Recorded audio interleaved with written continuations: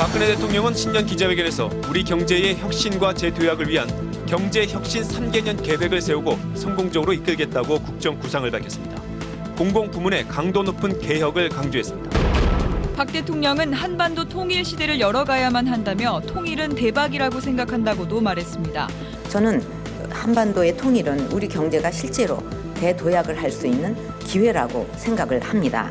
박 대통령이 이번 설 이산가족 상봉을 제안한 데 이어 우리 정부는 오는 10일 실무 접촉을 갖자고 대북 전통문을 보냈습니다. 박 대통령은 불법을 적당히 수용하는 것은 진정한 소통이 아니라고 말했습니다. 새누리당은 오늘 회견이 국정 철학을 국민과 공유하는 자리였다고 평가한 반면 민주당은 일방적인 국정 홍보였다고 반박했습니다.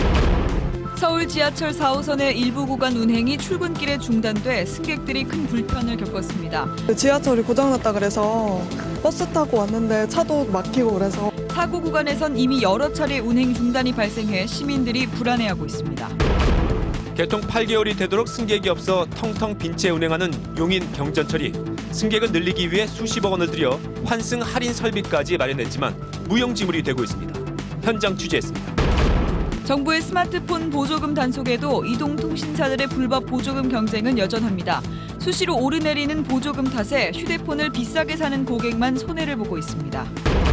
장례식장에서 한 번 썼던 조화와 음식을 수거해 새 것처럼 다시 사용해 풍리를 얻은 업자들이 무더기로 적발됐습니다. 전국에 독감주의보가 내려질 정도로 독감 환자가 급증하고 있습니다. 건조한 환경에선 독감은 더 기승을 부리는데 실내 습도 관리하는 법 알아봅니다. 중국이 안중근 의사가 이토 히로부미를 저격했던 하얼빈역에 안 의사의 동상을 세우기로 했습니다. 일본 아베 총리의 역사 도발이 영향을 준 것으로 보입니다. 일본의 엔저 공세로 우리 수출이 타격을 받을 수 있다는 우려가 나오면서 연초부터 경제에 비상이 걸렸습니다. 엔저의 영향과 대안으로 논의되고 있는 내수 살리기 분석했습니다.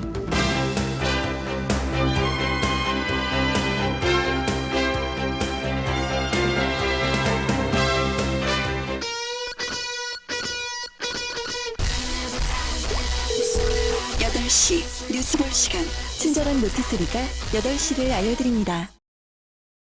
여러분 안녕하십니까? 박근혜 대통령이 취임 이후에 첫 기자회견을 갖고 국정 운영과 주요 현안에 대한 입장을 밝혔습니다. 먼저 경제 부문부터 알아보겠습니다. 경제혁신 3개년 계획을 밝히면서 강력한 공공부문 개혁을 강조했습니다. 윤지윤 기자가 보도합니다. 박근혜 대통령은 우리 경제의 재도약을 위해 경제혁신 3개년 계획을 추진하겠다면서 시작은 공공부문 개혁이라고 밝혔습니다. 코레일 사태에서 드러났듯이 많은 공공기관에서 효율성과 경쟁력을 떨어뜨리는 방만 경영과 고용 세습까지 오랜 기간 이루어져 왔습니다. 박 대통령은 특히 역대 정부마다 공공부문 개혁에 실패했지만 이번에는 되풀이하지 않겠다며 강력한 개혁 의지를 밝혔습니다. 이어 투자 활성화와 내수 진작을 위해 관련 규제를 백지 상태에서 전면 재검토하고 규제개혁 장관회의를 직접 주재하겠다고 밝혔습니다. 주택거래 활성화와 전월세 안정을 위한 대출 지원과 공공임대주택 공급 확대도 약속했습니다. 국민소득은 3만 불을 넘어 4만 불 시대를 바라보게 될 것입니다. 또한 고용률 70% 달성에 청년, 여성 일자리가 창조경제 지원을 위한 민관합동추진단 설립 계획도 밝혔습니다. 박 대통령은 이어 증세보다는 먼저 경제 활성화를 통한 재원 조달이 바람직하다면서 현재의 엔저 위기는 FTA를 잘 활용하면 기회가 될 수 있다고 설명했습니다. MBC 뉴스 윤지은입니다. 남북관계에 있어서는 일각의 통일 회의론에 맞서 통일은 대박이다 이런 표현을 쓰면서 당위성을 강조했습니다. 또 이번 설에 이산가족 상봉을 추진하자고 제안했습니다. 박성준 기자가 보도합니다.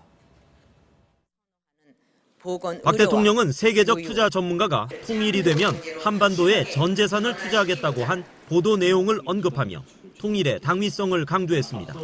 한마디로 통일은 대박이다 이렇게 생각을 합니다. 한반도의 통일은 우리 경제가 실제로 대도약을 할 수 있는 기회라고 생각을 합니다. 또 통일 기반을 구축하기 위해 국제 공조를 강화하고 인도적 지원과 민간 교류도 확대할 것이라고 강조하고 한반도 평화의 최대 장벽인 북핵 문제 해결에 적극 나설 것이라고 밝혔습니다. 남북 정상회담 가능성에 대해서는 언제든 만날 수 있지만 회담을 위한 회담, 이벤트성 회담은 반대했습니다. 이어 남북관계 새로운 계기의 틀을 만들어갈 수 있기를 바란다며 이산가족 상봉을 제안했습니다.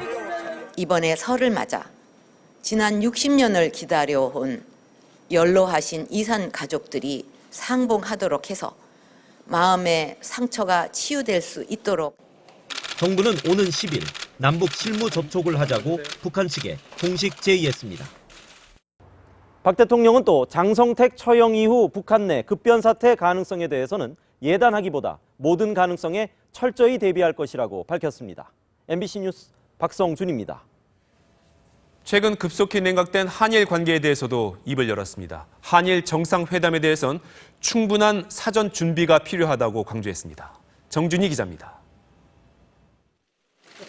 박 대통령은 한일 양국 간 신뢰 형성의 기초는 올바른 역사 인식이라고 규정했습니다. 또 일본 정부가 식민 지배와 군 위안부 동원에 사죄하는 무라야마 고노다마의 바탕 위에서 이어져 온 한일 관계를 부정하고 있다면서 관계가 냉각된 책임이 일본에 있음을 분명히 했습니다. 자꾸 그냥 그것을 부정하는 언행이 나오니까 이것이 이제 그 양국 관계의 그 협력의 환경을 자꾸 깨는. 이어 박 대통령은 양국 협력이 확대되지 못해 안타깝다면서 한일 정상회담은 두 나라 발전에 도움이 되도록 미리 준비해야 한다고 밝혔습니다. 저는 여태까지 한일 정상회담을 하지 않겠다고 말한 적이 없습니다. 사전에 충분한 그 준비가 있어야 또 그런 준비하에 추진이 되어야 할 거로. 중국, 러시아에 대해서는 관계 개선에 의미가 있었다며 이를 통해 지난해 방공식별구역 문제도 해결될 수 있었다고 강조했고 특히 중국과는 실질적인 전략적 동반자 관계를 발전시키고 있다고 평가했습니다. MBC 뉴스 정준입니다. 이른바 불통 논란에 대해서도 입장을 밝혔습니다. 소통을 위해 노력하겠지만 불법을 적당히 수용하는 건 진정한 소통이 아니라고 말했습니다. 정병화 기자입니다. 박 대통령은 현장 방문과 청와대에 접수된 민원을 직접 챙기는 등 소통에 힘쓰고 있다면서 국민 보기에 부족한 점이 있더라도 더욱 노력하겠다고 밝혔습니다. 그러나 우리 사회는 불법으로 때를 쓰면 적당히 받아들이곤 했다며 국민의 이익에 반하는 주장을 수용하는 것은 진정한 소통이 아니라고 강조했습니다. 비정상적인 관행에 대해서 원칙적으로 대응하는 것을 이게 소통이 안 돼서 그렇다 하고 말하는 것은 저는 잘못이라고 생각을 합니다. 이어 진정한 소통의 조건은 법을 존중하고 공정하게 법이 적용되는 것이라고 밝혔습니다. 불법이라든가 또는 이런 행동에 대해서는 법과 원칙에 따라서 아주 엄정하게 대응을 해 나가겠습니다. 국정원 문제에 대해서는 여야가 정치 개입 차단 방안에 합의했다며 소모적인 논쟁을 끝내고 미래로 함께 나가자고 밝혔고 야당의 특검 주장에 대해서는 재판 중인 사안에 대한 대통령의 직접 언급은 적절하지 않다고 답했습니다. 개헌론에 대해서는 지금은 경제 회복의 불씨를 살려야 할 때라며 논의 시기가 아니라고 선을 그었습니다. MBC 뉴스 정병화입니다. 오늘 기자회견은 국무위원들과 비서관들이 모두 참석한 가운데 80여 분에 걸쳐 진행됐습니다. 오늘 기자회견 분위기는 어땠는지 김재경 기자가 전해드리겠습니다. 박 대통령은 정홍원 국무총리 등 내각과 김기춘 비서실장 등 청와대 참모진을 양옆으로 하고 중앙연단에 올랐습니다. 내외신 기자 150명은 춘추관을 메웠습니다. 박 대통령은 신년 구상을 밝히면서 경제를 24차례, 투자와 개혁 7차례, 변화와 혁신 5차례, 행복은 4차례, 또 일자리를 3차례 언급하며 혁신과 경제 활성화를 통한 민생 안정이 집권 2년 차의 최대 과제임을 강조했습니다. 미소 띤 답변을 하다가도 여성 일자리와 대북 문제 등에선 손짓을 하며 강한 의지를 보였습니다. 계획됐던 70분의 회견은 10분 정도 길어졌고 박 대통령은 회견 뒤 예고 없이 춘추관 기자실을 찾았습니다. 2번 하면 큰일 나는 걸로. 근데 기자분들은 그렇지 않네요. 기자들과는 밝은 분위기 속에 포옹도 하며 친밀감을 보이기도 했습니다. 남자분들이 차별한다 그래요.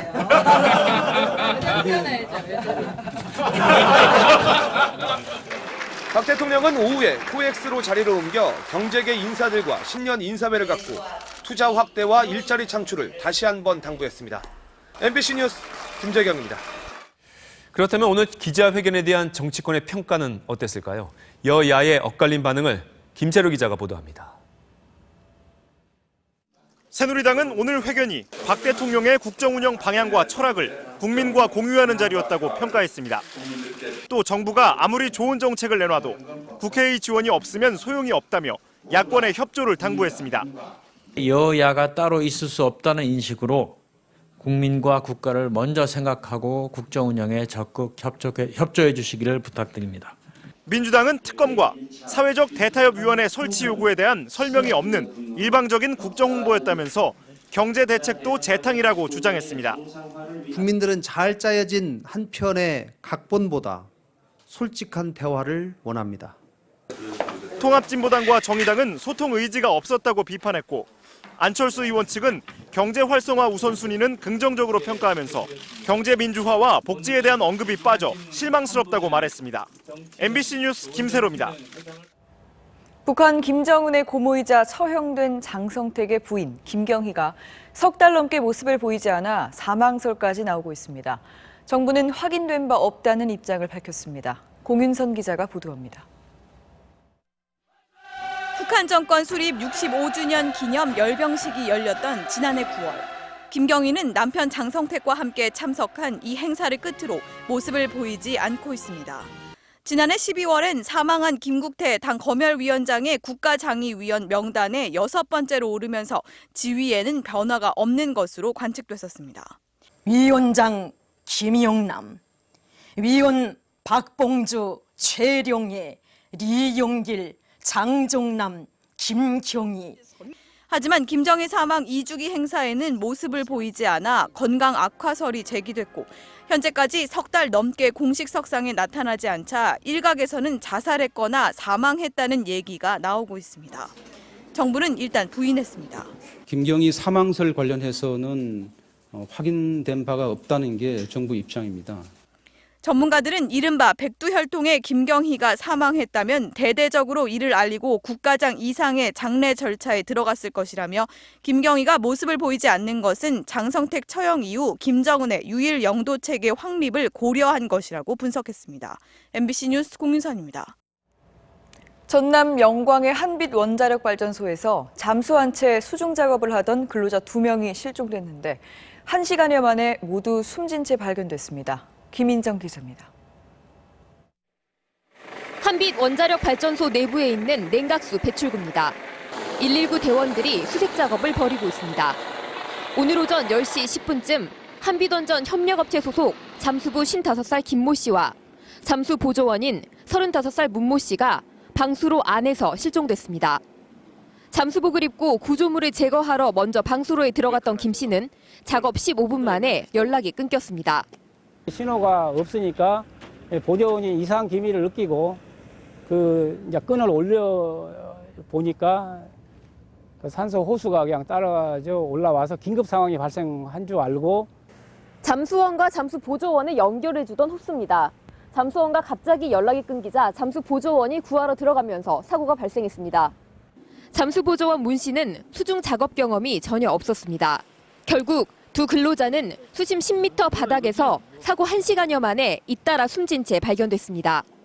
일단 경찰은 이들이 높은 수압에 빨려 들어가면서 숨진 것으로 보고 있습니다. MBC 뉴스 김인정입니다. 새해 첫 월요일 출근길에 서울 지하철 4호선 일부 구간의 전동차 운행이 3시간 가까이 멈췄습니다. 작년에도 7번이나 고장이 났던 이 구간에 또 사고가 나면서 승객들의 불편이 커지고 있습니다. 손영 기자입니다. 오늘 아침 서울 사당역 인근 버스를 기다리는 사람들이 발 디딜 틈 없이 줄지어 서 있습니다. 지하철 승강장에도 제때 오지 않는 전철을 기다리는 시민들로 국세통을 이룹니다. 암만 기다려도 안 오고 있어요. 버스 타든가 해야 되지요. 도대체 믿을 수가 없어요. 문제가 생긴 건 오늘 새벽 4시 반쯤. 지하철 4호선 금정에서 남태령까지 서울 쪽 가는 선로에 전기 공급이 끊기면서 전동차 운행이 첫 차부터 중단됐습니다. 복구가 늦어지면서 10개 정거장의 전동차 운행이 2시간 동안 전면 중단돼 출근길 시민들의 불편이 컸습니다. 8시부터 10시 반까지 4호선 안에서 한 30분을 갇혀 있다가 그 택시를 타고 일로 나왔어요. 집어들어 나는 사람을 빤스매로 그냥 폭에서 싣고 넘어지면. 코레일 측은 전기를 공급하는 케이블 이상으로 추정된다며 10년 연한의 케이블이 5년 만에 문제를 일으킨 것으로 보여 정밀 분석 중이라고 밝혔습니다. 내용 연수도 있고 이럴 텐데 갑자기 저런이 문제가 생겼다는 것은 아마 재질적인 문제가 있지 않나 이렇게. 지하철 4호선은 지난해 10월에도 전기 공급 장치 문제로 전동차가 멈춰서 4시간 만에야 복구되는 등 지난 한 해 동안 7번이나 이런저런 고장으로 운행이 중단됐습니다. 반복되는 사고에 지하철 4호선은 고장 처리란 비판까지 쏟아지는 가운데 시민들의 불안이 커지고 있습니다. MBC 뉴스 손양입니다.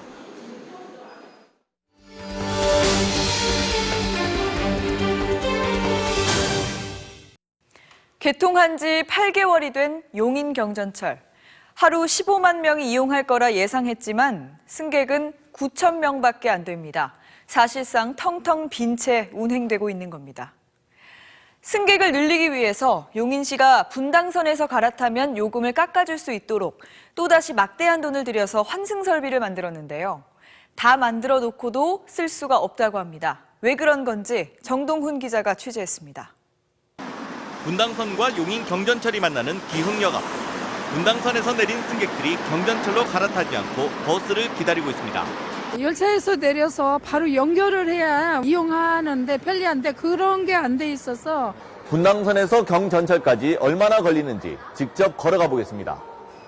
분당선 출구로 나와 100m를 걸어 경전철 대합실이 있는 2층까지 4분 22초가 걸렸습니다. 더구나 경전철로 갈아타봐야 환승 할인이 안 돼 기본 요금 1,300원을 다 내야 합니다. 어차피 돈 내고 타는 건데 한 푼이 아쉬운데 환승 할인이 안 되니까 버스를 이용해서. 용인시는 하루 12만 명에 달하는 분당선 승객을 경전철로 끌어들이기 위해 환승 할인을 해주기로 하고 시설을 마련했습니다. 대합실끼리 바로 연결되는 에스컬레이터 통로를 만든 데 이어 15개 역마다 교통카드 충전기 등을 설치했습니다. 다 합쳐 67억 원이나 쏟아부었는데 지금 당장은 환승 할인을 해줄 수가 없습니다. 환승 할인을 하려면 코레일 등 수도권 7개 전철 운영회사와 요금을 어떻게 나눌지 정해야 하는데 1년째 줄다리기만 하고 있기 때문입니다. 코레일 등은 경전철이 환승 할인을 하면 줄어드는 수입 20-30억 원을 용인시가 내야 한다는 입장이고, 저희 안방을 내달라고 하고 있는 거거든요. 이익만 챙겨가고 우리 소지는 모르겠다. 이거는 받아들이기 힘들다는 거죠. 용인시는 적자가 눈덩이인데 부담금까지 줄 수는 없다고 맞서고 있습니다. 기존 기관들처럼 손실금 보전이 없이 환승 할인을 적용해달라는 게 용인 경전철 한 해 운영비는 300억 원, 1년 요금 수입은 많아봐야 50억 원도 안 됩니다. MBC 뉴스 정동훈입니다.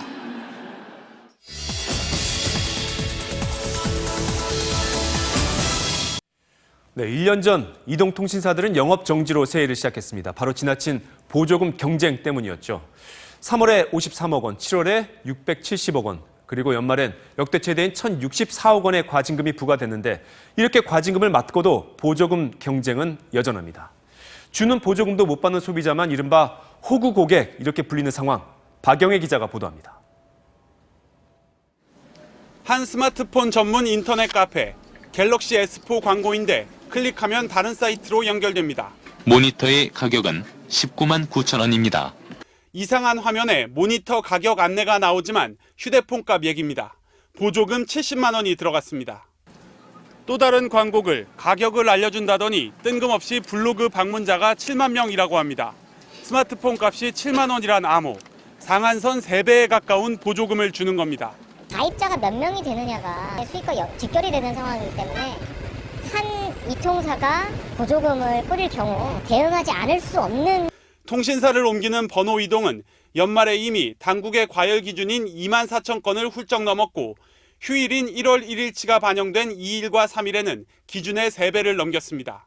과열되는 보조금 전쟁만큼 소비자의 고민도 깊어집니다.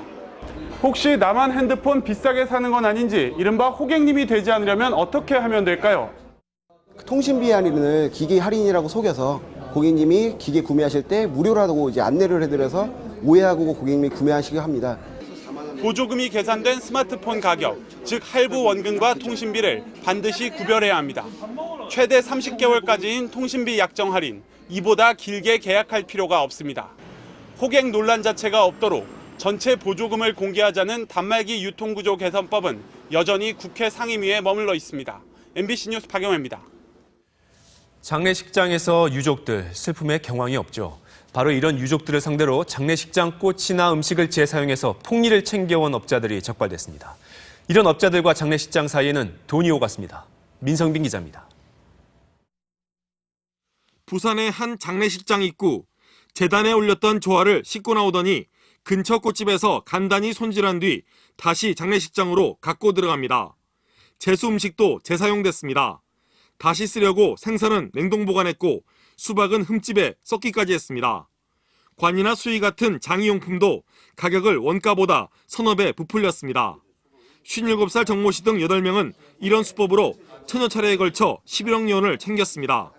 생선 같은 경우는 얼음이 얼려질 정도고, 그리고 꽃도 저희들이 지금 한 3번 정도 사용하는 걸로. 리베이트도 적발됐습니다. 부산 지역 대형 병원 3곳의 장례식장업자와 상조회사 직원 등은 유족들에게 꽃집과 운구차, 영정사진사 등을 추천해주고 수입의 최대 50%를 받아 챙긴 것으로 드러났습니다. 경찰은 이와 관련해 모두 61명을 입건하고 다른 장례식장에 대해서도 수사를 확대하고 있습니다. MBC 뉴스 민성빈입니다. 국정원 정치개입 의혹에 대한 재판에서 원세훈 전 국정원장 측이 검찰이 기소한 트위터 계정 상당수가 일반인의 계정이라고 주장했습니다. 이에 대해서 재판부는 이 정도면 공소 사실이 상당 부분 허물어지는 게 아니냐 이렇게 지적했습니다. 전재훈 기자입니다. 원세훈 전 국정원장의 변호인은 검찰이 국정원 직원의 것이라며 공소장에 포함한 트위터 계정 상당수가 일반인의 계정으로 보인다고 주장했습니다. 국정원 직원의 계정이라면 지금 사용이 안 되고 있어야 하는데 일부 계정에서 영화 변호인의 소감까지 올라오고 있다는 것입니다. 변호인은 또 검찰이 트위터 계정이 국정원 직원의 것인지 엄격히 입증해야 하는데 그러지 못했다고 말했습니다. 이에 대해 재판부는 변호인의 이 정도의 주장만으로도 공소 사실이 상당 부분 허물어지는 것 아니냐는 생각이 든다고 지적했습니다. 검찰은 다음 공판 전까지 변호인이 지적한 우연성을 제거하고 의문이 없도록 조치를 하겠다고 밝혔습니다. 검찰은 공소사실에 포함된 트위터 글 중 논란의 여지가 있는 것들을 공소사실에서 삭제하는 방안을 검토하고 있는 것으로 알려졌습니다. 앞서 검찰은 2차례 공소장 변경을 통해 국정원이 정치에 개입한 증거라며 트위터 글 121만여 건을 공소사실에 포함시켰습니다. MBC 뉴스 전재웅입니다.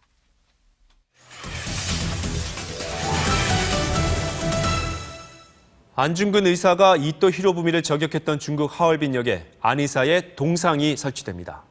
우리 정부가 요구했던 표지석보다 격상된 건데요. 일본 아베 정권에 대한 중국 측의 반감이 작용한 것으로 보입니다.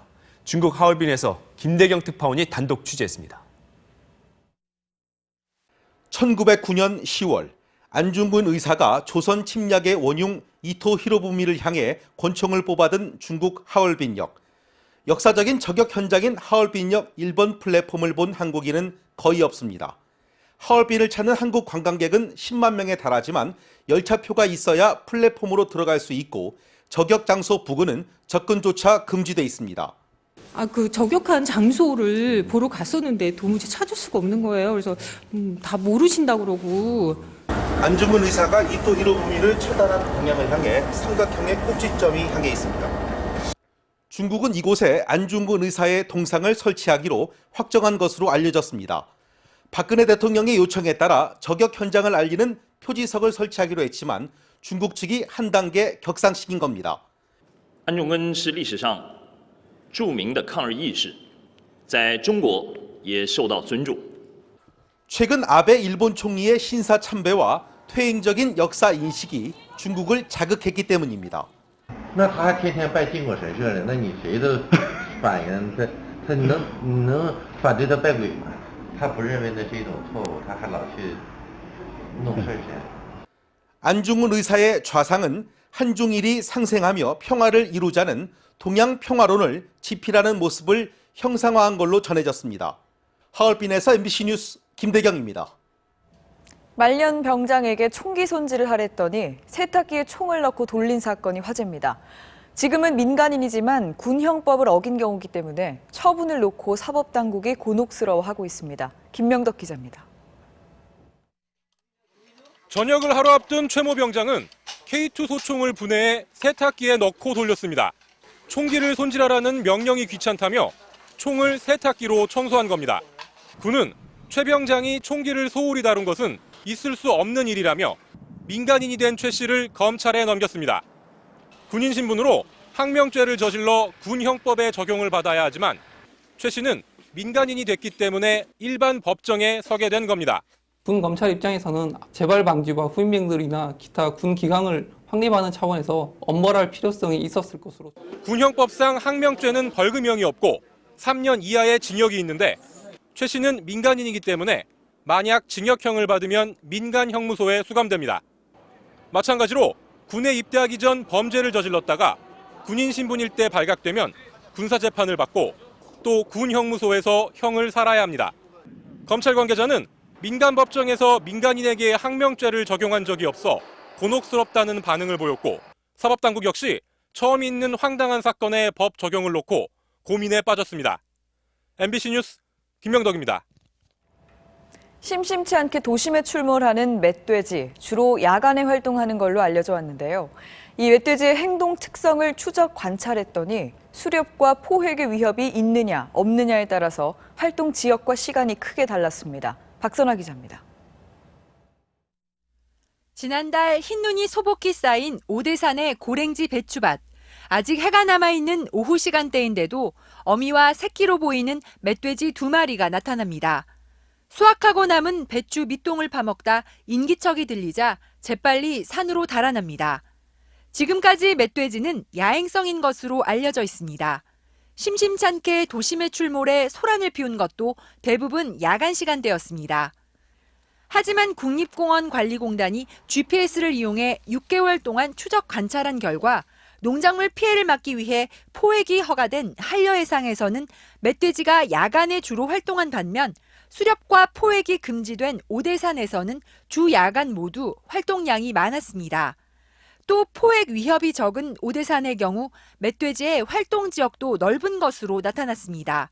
서식지 행동권이 많이 차이가 났습니다. 이런 같은 서식 환경이라든지 그리고 개체별 연령대에 따른 어떤 차이가 나타난 것으로 확인되었습니다. 공단 측은 멧돼지에 의한 각종 피해 대책 마련 등을 위해 전국 단위의 후속 연구를 진행하기로 했습니다. MBC 뉴스 박선아입니다. 지난주 전국적으로 독감 유행주의보가 발령됐죠. 독감 예방을 위해서는 따뜻하게 있으면 된다고 생각하시겠지만 사실은 습도 조절이 더 중요하다고 합니다. 박주린 기자입니다. 이틀간 고열에 시달린 30대 직장인. 몸살 감기인 줄 알고 병원을 찾았지만 독감 확진 판정을 받았습니다. 쌍화탕 같은 거 먹으면 괜찮겠지라는 생각을 했는데 한 38.5도에서 이제 밑으로 안 떨어지니까 이제 독감 바이러스는 춥고 건조한 환경에서 활발히 활동합니다. 건조한 환경에선 코 안쪽 섬모세포의 운동이 둔해져 바이러스 등 유해 물질을 제대로 걸러내지 못하기 때문입니다. 공기 1세제곱미터 안의 수증기가 1g 감소할 때마다 코와 목의 감염이 10%씩 증가한다는 연구 결과도 있습니다. 특히 요즘같이 난방을 하면 실외보다 실내가 더 건조하기 때문에 가습기나 젖은 빨래를 이용해 실내 습도를 높일 필요가 있습니다. 또 입과 목이 마르지 않도록 물을 자주 마시는 것도 도움이 됩니다. 규칙적으로 물을 드시도록 하는 것이 체내 습도를 유지하고 호흡기 점막의 습도를 유지해서 감기나 인플루엔자 바이러스의 예방에. 다만 습도가 너무 높으면 진먼지 진드기 등의 번식이 활발해지기 때문에 두세 시간마다 환기를 통해 습도를 40에서 60% 정도로 유지하는 게 좋습니다. MBC 뉴스 박주린입니다.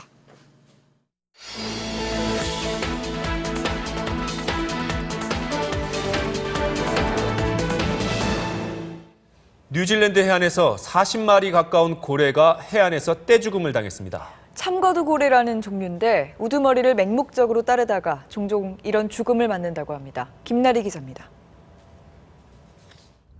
크고 깊은 바다를 헤엄치던 커다란 검은 고래 수십 마리가 숨이 멎은 채 해변 모래톱에서 파도에 흔들리고 있습니다. 붉게 드러난 상처는 고래의 괴로운 몸부림을 짐작케 합니다. 환경당국은 뉴질랜드 남섬 해안에 몰려온 39마리의 고래 가운데 숨이 붙어있던 대부분의 고래들을 안락사시켰습니다. But unfortunately, we just didn't believe that refloating was a viable option. 해안가로 몰려와 종종 단체로 죽음을 맞이하는 이 고래는 참거두 고래라는 종류입니다. 2달 전에는 스페인 해변에서 22마리가 죽었고 2009년 호주 해변에서도 150여 마리가 떼죽음을 당했습니다. 전문가들은 리더를 맹목적으로 따르는 습성을 떼죽음의 원인 가운데 하나로 꼽고 있습니다. 리더격인 고래가 병이 들어 해변으로 향하면 특유의 사회성 때문에 나머지 고래들도 뒤를 따르다가 모두가 죽음을 맞이한다는 겁니다. MBC 뉴스 김나리입니다. 새해 벽두부터 미국 중서부와 동부의 최악의 한파가 나흘째 이어지고 있습니다. 일부에서는 체감온도 영하 60도까지 떨어지면서 지금까지 16명이 숨졌고 일부 지역에는 비상사태가 선포됐습니다. 김태래 기자입니다. 폭설로 인해 경비행기가 도로에 추락해 부서졌고 차량들은 빙판길에 미끄러져 충돌했습니다. 새해 초부터 나흘 동안 미국 중서부와 동부 지역에 시속 50km에 달하는 거센 바람과 함께 폭설과 한파가 몰아치고 있습니다. 20년 만에 최악의 한파로 미네소타 지역은 영하 35도까지 떨어지면서 체감온도가 영하 60도에 달했습니다. 지금까지 16명이 숨지고 항공편 5천여 편이 결항되거나 지연됐습니다. 미네소타주는 17년 만에 휴교령을 내리는 등 미국 중서부와 동부에 비상사태와 휴교령이 내려졌습니다. Throughout the next few days, temperatures will fall to the low around -13 and wind chill values as low as -38. That everyday activities may not be feasible. 연초부터 미국을 강타한 폭설과 혹한은 캐나다 북쪽 상공에 있는 북극 한파가 이례적으로 남하하면서 찬 공기를 계속 끌어내려 거대한 눈구름띠를 만들었기 때문입니다. 미국 국립기상청은 외출을 삼가고 긴급 상황에 대비해 식량을 비축할 것을 당부했습니다. MBC 뉴스 김태래입니다.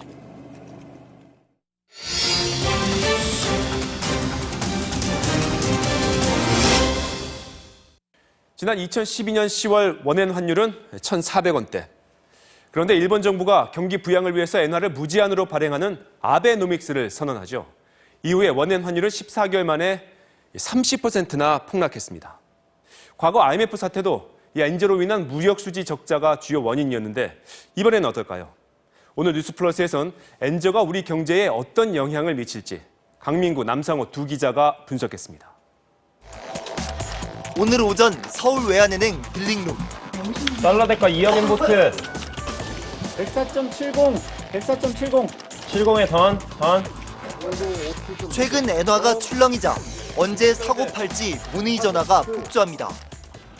하루 50억엔 이상이던 거래량도 30% 가까이 급증했습니다. 1년 전 12만 원이던 이 만엔짜리 지폐가 지금은 10만 원에 거래되고 있는데요. 엔저는 지난 90년대 엔저 쇼크로 불릴 만큼 우리 경제에 큰 타격을 입혔습니다. 우리나라 연간 수출이 내일 처음으로 1,000억 달러를 넘어섭니다. 1995년 우리 수출은 1,251억 달러를 기록해 세계 12번째 무역대국으로 우뚝 섰습니다. 하지만 1년여 뒤 원엔 환율이 16% 이상 급락하면서 경상수지 적자는 230억 달러로 사상 최고 수준으로 추락했습니다. 이듬해에는 외환위기까지 맞았습니다. 이번 엔저도 외형상 모습은 비슷합니다. 2008년 미국발 금융위기와 유럽발 재정위기를 거치며 안전자산인 엔화가 비싸지자 경쟁국인 우리는 세계 7위 수출국으로 부상했습니다. 하지만 일본 아베 정부가 경기 부양을 위해 매달 13조 엔씩 무제한 뿌려대자 원엔 환율은 14개월 만에 30%가 폭락했습니다. 현대차의 그랜저와 토요타의 캠리는 미국 시장에서 경쟁 차종입니다. 배기량은 물론 출력, 토크, 연비 등 성능도 별 차이가 없습니다. 가격도 약 3만 달러로 비슷한데 엔저로 캠리 가격만 2만 7천 달러로 내려가면 그랜저는 경쟁에서 밀릴 수밖에 없습니다. 한일 양국은 10대 수출 품목 가운데 정유 제품과 자동차, 선박 등 6개 품목이 정확히 일치합니다. 원엔 환율이 100엔당 954원으로만 떨어져도 총 수출이 3.2%나 줄어드는 직접적인 타격이 불가피합니다. 3개 분기 정도 지나게 되면은 일본 기업들의 수출 물량이 늘어나고 우리 기업들은 줄어드는 현상들이 나타나고 있습니다. 하지만 과거처럼 위기 상황까지 가지는 않을 것이란 분석이 많습니다. 스마트폰 같이 초인류 제품이 크게 늘었고 세계 경제도 점차 살아나고 있기 때문입니다. 실제 지난 2007년에는 엔화 가치가 한때 100엔당 746원까지 떨어졌지만 세계 경기 호황 덕분에 큰 어려움 없이 지나갔습니다. 엔저를 바탕으로 한 일본 업체의 공세가 만만치 않은 상황에서 마케팅 전략, 그리고 품질 경쟁력 강화 등을 통해 적극 대응해 나가야 할 것입니다. 환율 압박이 장기화되면 기업들이 생산 기지를 해외로 돌리면서 일자리 감소와 소비 침체로 이어지는 경기 악순환에 빠질 수 있습니다. 따라서 수출 실적에 경제가 좌지우지되지 않도록 침체된 내수를 살리는 게 시급합니다.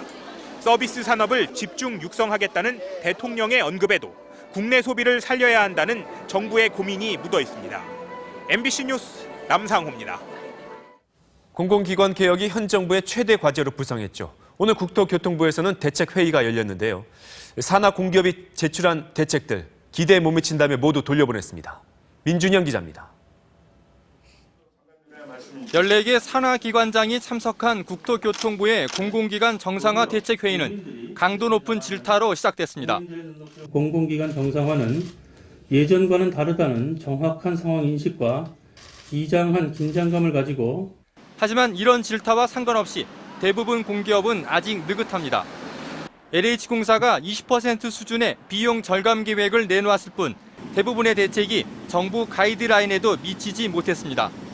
저희들도 만족할 만한 그런 대책이 좀 왔으면 정리를 해서 발표도 좀 하고 이러려고 했는데 국민들 보기에 좀 부끄러운 그런 수준이라서 결국 정부는 정상화 대책을 원점에서 다시 짜라며 돌려보냈습니다. 부채 감축 방안이나 방만 경영 사항을 개선하는 구체적 대책을 넣으라는 주문도 이어졌습니다. 정부는 오는 15일까지 경영 개선 계획을 끝내고 중간 점검을 통해 미진한 공기업 기관장에 대해서는 조기 해임을 추진하기로 했습니다. 감사원도 특정 감사를 통해 공기업 부실 경영이 드러날 경우 관련자를 검찰에 고발하는 등 공공기관 개혁에 속도를 낼 방침입니다. MBC 뉴스 민준현입니다. 작년 한 해 우리나라에선 나흘에 한 번꼴로 지진이 발생한 걸로 집계됐습니다. 관측 사상 최다인데 큰 지진의 전조의 가능성도 완전히 배제할 수는 없다고 합니다. 김유민 기자입니다. 건물이 흔들리자 놀란 사람들이 뛰쳐나옵니다.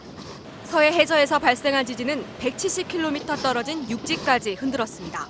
우리 2층에서 무엇이 너무 쏟아진 줄 알고 근데 막 토할 뻔했었어야죠. 지난 한 해 국내에서 발생한 규모 2.0 이상 지진은 모두 93차례.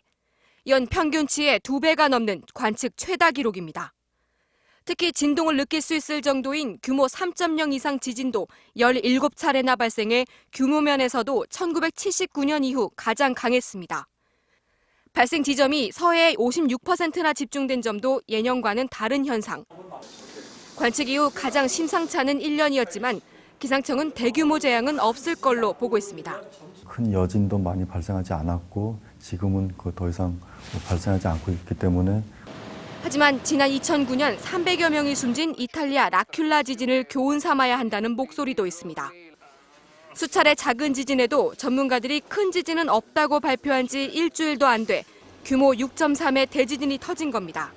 큰 지진을 야기시킬 수 있을 가능성이 있기 때문에 그 조사가 시급하다고. 원인도 모른 채 대지진은 없다고 짐작하기보다는 빠르면 내년에나 착수할 수 있다는 기상청의 원인 규명 조사를 좀 더 서둘러야 한다는 지적이 나오는 이유입니다. MBC 뉴스 김유미입니다. 교학사 교과서가 다시 논란의 중심에 섰습니다. 교학사 교과서를 채택하기로 했던 학교들이 반발과 논란을 피해 선정을 번복하면서 교육부가 진상조사에 나섰습니다. 조윤미 기자입니다.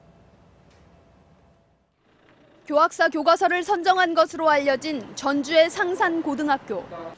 전교조와 일부 졸업생들은 선정 반대 집회에 나섰고 재학생들은 연일 대자보와 함께 찬반 설문과 서명 운동까지 하고 있습니다.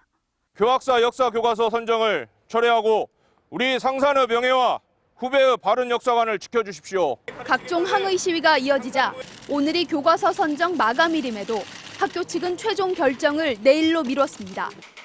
교학사 교과서를 선택했다가 철회한 학교는 전국에 20곳. 이들 중 상당수는 각종 단체와 동문들의 전방위적 반대에 부딪혀 교과서를 바꾼 것으로 전해졌습니다. 공찬도 그렇고 수록신도 그렇고 학부모도 그렇고 사람 못하게 내가 지키지 못하고 지금 올라서요. 교학사 지필진들은 정치적 이유로 교과서 선택의 독립성이 침해되고 있다고 반발했습니다. 한국사 교과서의 진실을 규명하기 위해 교학사 교과서와 여타 교과서들의 분석 작업을 앞으로 해가려고 합니다. 교육부는 교학사 교과서를 선정했다 번복한 20개 학교를 대상으로 번복 이유와 외압 여부 등에 대한 진상조사에 나섰습니다. MBC 뉴스 조윤미입니다. 좁은 도로에 차와 보행자가 뒤엉켰던 서울 신촌의 연세대 앞 도로에서 도로가 대중교통 전용직으로 지정돼 일반 차량은 이곳을 지날 수 없게 됐습니다. 남재현 기자입니다. 여기 버스 전용 구간이 돼가지고 오늘부터 차 못 다닙니다. 상황을 모르고 길에 들어섰던 차량들이 여기저기서 차를 돌리느라 바쁩니다. 이런 길인지 모르고 들어왔는데 되게 좀 당황스러워. 신촌 연세대학교 앞 도로 550m 구간이 대중교통 전용지구로 처음 지정됐습니다. 시내버스와 마을버스, 응급 차량을 제외한 일반 승용차나 승합차가 이곳을 지나면 최대 5만 원의 과태료가 부과됩니다. 택시는 버스가 다니지 않는 밤 12시부터 새벽 4시까지만 이곳을 통과할 수 있습니다. 인도폭을 크게 넓혔고 최고 속도도 시속 30km 이하로 제한했습니다. 승용차 중심의 도로를 대중교통과 그리고 시민들의 보행 공간으로 되돌려주기 위해서 시작된 사업입니다. 시민들의 반응은 엇갈립니다. 좋죠. 옛날에 북적대는데 여기서 사고 날 뻔한 적도 많고 줄 서서 걸어 다니고 차가 못 들어오니까 차만 세우면 잘 가게 안 보인다니까 아는 사람끼리 싸울 수도 없는 거고요. 서울시는 이번 시행 결과를 지켜본 뒤 대중교통 전용지구를 10곳까지 늘려나간다는 계획입니다. MBC 뉴스 남재현입니다. 미국 뉴욕하면 자유의 여신상, 엠파이어 스테이트 빌딩, 또 그 밖에 빼놓을 수 없는 것이 뉴욕의 길거리를 달리는 관광용 마차입니다. 그런데 신임 뉴욕시장이 마차를 없애겠다고 나서 논란이 일고 있습니다. 이유가 무엇인지 뉴욕에서 이현주 특파원이 취재했습니다. 뉴욕을 배경으로 한 영화나 드라마에 자주 등장하는 마차. 150여 년의 역사를 자랑하며 관광객들에게도 필수 코스로 꼽힙니다. That's part of New York City. It's one of the things you need to do. 하지만 동물학대 논란이 끊이지 않았습니다. 동물보호단체들은 마차를 끄는 말들이 미국에서도 교통량이 가장 많은 뉴욕 도심을 다니는 탓에 항상 위험에 노출돼 있고 제대로 쉬지도 못해 쓰러지는 경우가 허다하다고 지적했습니다. 또 도심의 빌딩을 개조한 비좁은 공간에서 비위생적으로 관리되고 있다고 주장했습니다. Lying down is so uncomfortable that they often can't get the deep, restorative sleep that they need. 마차업계는 사실이 아니라며 연간 200억 원을 벌어들이는 관광 산업을 없애고 뉴욕의 상징도 없애는 일이라고 맞서고 있습니다. It's not the car, it's not the carriage, it's not me. He's the star. That's what people come for. 새해 취임한 드블라지오 신임 뉴욕시장은 전기 마차로 바꾸는 방안을 내놨습니다. 하지만 마차, 관광업계는 법적 대응도 불사한다는 태세여서 논란은 더 커질 것으로 보입니다. 뉴욕에서 MBC 뉴스 이현주입니다. 멋진 풍경 사진을 보면 낯선 나라로의 여행을 의례 떠올리실 텐데요. 하지만 익숙해서 미처 몰랐던 가까운 곳에도 뜻밖의 절경이 숨어 있습니다. 한국의 숨은 아름다움, 박철현 기자가 전합니다. 하늘을 담은 호수 한켠에 떠있는 색색깔 조각배. 페인트칠 벗겨진 창고를 그늘 삼아 쪽잠을 자는 일꾼들. 땅까지 주저앉을 듯한 구름 밑으로 펼쳐진 굽이길. 언뜻 낯선 먼 나라의 장면 같지만 실은 사진 안에 멈춰선 낯익은 우리 주변의 풍경입니다. 다들 잘 알고 있다고 하는 그곳에서 사진을 찍되 여기가 한국이야? 라는 생각을 가질 수 있도록. 새벽을 준비하는 선착장을 비추던 해는 대낮 골목길 아이들의 벗이 돼주고 지름길 고인물에 비친 노을과 함께 저 먼 수평선 너머로 져버립니다. 만개한 봄의 벚꽃, 초록으로 물든 6월과 하늘빛 푸른 가을을 거쳐 찬 공기에 잠긴 겨울 새벽까지 흔하게 보내버리는 하루와 사계절도 시인을 꿈꾸던 사진작가의 카메라 안에서 서정시가 되어 재탄생합니다. 한국은 더 이상 볼 곳이 없고 갈 곳이 없다라는 그런 얘기들을 많이 하더라고요. 이렇게 많은 볼 것들이 있는데 한국의 숨은 아름다움을 찾겠다고 나선 뚜벅이 작가의 여정도 이제 10년을 훌쩍 넘었습니다. 그 사이 열의 대여섯은 사라진 풍경이 됐지만 오늘도 일상의 아름다움은 하나둘 추억 속에 채워집니다. MBC 뉴스 박철현입니다. 내일 오전 6시부터 코레일 인터넷 홈페이지를 통해 설 연휴 철도 승차권 예매가 시작됩니다. 경부선의 경우 내일은 인터넷 예매가, 모레는 역 현장 예매가 실시되고 9일과 10일은 호남선의 인터넷 예매와 역 현장 예매가 순차적으로 이뤄질 예정입니다.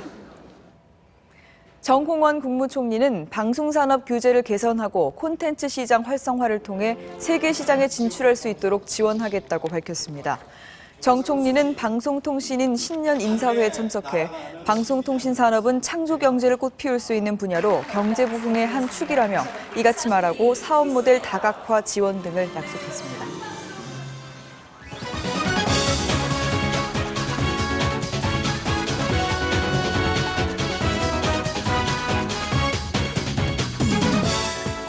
안녕하십니까. 스포츠 뉴스입니다. 지난주 귀국이기 후 바쁜 시간을 보내고 있는 추신수 선수가 이번에는 자신의 이름을 건 기부로 활동폭을 넓혔다고 하는데요. 전운채 기자가 전해드립니다. 지난 2000년 미국 진출 이후 13년간 산전수전을 겪은 끝에 메이저리그 최정상급 선수로 우뚝 선 추신수. 앞만 보고 달려온 추신수가 처음으로 자신의 이름을 걸고 어린이 복지를 위한 활동을 시작했습니다. 꾸준히 준비해온 일이지만 대형 FA 계약 직후 적극적으로 기부에 나선 데는 이유가 있습니다. 저 혼자 힘으로 온 건 절대 아니거든요. 그래서 제가 그거를 또 알고 있기 때문에 이제는 이 시기가 딱 이제 계획하고 오던 거를 이제는 딱 이용할 그 딱 시기인 것 같아요. 추신수는 평창 동계올림픽 홍보대사로도 위촉돼 쉴 틈 없는 행보를 이어갔습니다. 비시즌 동안에 다양한 활동으로 관심을 받고 있지만 그에게 야구만큼은 달라진 게 없습니다. 제가 할 수 있는 것만 최선을 다하고 그 외적인 것을 정말 받아들이다 보면 또 올해같이 좋은 성적 붐이 날 것 같고요. 추신수는 MBC 프로그램 출연 등 남은 일정을 소화한 뒤 이번 주말 출국할 계획입니다. MBC 뉴스 전운칠입니다. 피겨 여왕 김연아 선수가 어제 멋지게 소치 리허설을 했는데요. 아사다에게 기대를 거는 일본 언론들은 경계심을 늦추지 않았습니다. 장유진 기자가 전해드립니다.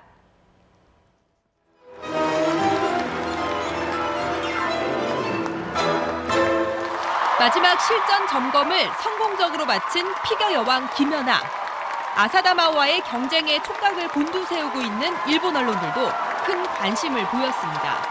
스포츠호츠는 김연아는 끝까지 아사다를 가로막는 벽이라고 표현했고 스포니츠는 금메달을 노리는 아사다의 앞을 여왕이 가로막는다고 전했습니다. 지난달 전일본 선수권에서 아사다는 주특기인 트리플 악셀을 실패하며 3위에 그쳤습니다. 반면 김연아는 확연한 상승세입니다. 지난 크로아티아에서보다는 제가 더 자신감이 많이 붙었던 것 같고요. 첫 대회에서는 좀 정신이 없었는데 그런 점들이 많이 좋아진 것 같고 지난 크로아티아 대회에서 실수했던 3회전 연속 점프도 깨끗하게 성공시켰고 가장 낮은 레벨을 받았던 마지막 스피는 회전수를 늘리고 동작을 다듬며 가장 높게 끌어올렸습니다. 남은 기간 동안 후반 집중력과 체력만 보완한다면 올림픽 2연패를 가로막을 장애물은 없어 보입니다. MBC 뉴스 장유진입니다. 독일 레버쿠젠의 한국인 듀오 손흥민, 류승우 선수가 후반기 첫 훈련에서 호흡을 맞췄는데요. 동반 활약이 기대됩니다. 오늘의 영상으로 만나보시죠.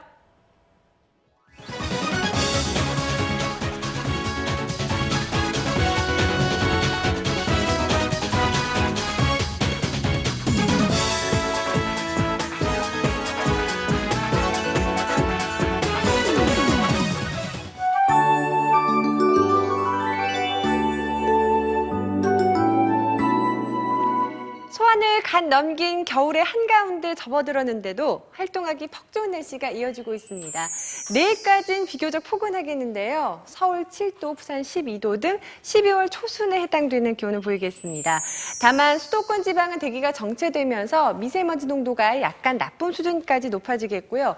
전남 남해안과 경상도 지방은 대기가 무척 건조해 화재로 이어지기 쉽겠습니다. 불씨 관리 잘 하셔야겠습니다. 수요일인 모레는 전국에서 눈이나 비가 오겠습니다. 건조함을 어느 정도는 덜어주겠지만요. 한파를 몰고 와 2, 3일간 다시 강추위가 기승을 부리겠습니다.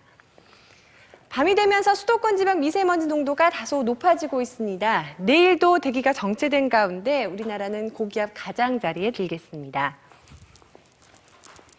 전국이 차츰 흐려지겠습니다. 기온은 오늘과 비슷하거나 조금 높은 정도 예상되는데요. 서울 7도, 원주 6도 예상되고 남부지방은 10도 안팎까지 오르겠습니다. 또 밤이 되면서 서해안과 제주도에서는 약간의 빗방울이 떨어질 수 있겠습니다. 물결은 모든 바다에서 2m 안팎까지 잔잔하게 일겠습니다. 목요일에는 서울 아침 기온이 영하 10도 안팎까지 뚝 떨어지겠습니다. 이어서 세계 날씨입니다.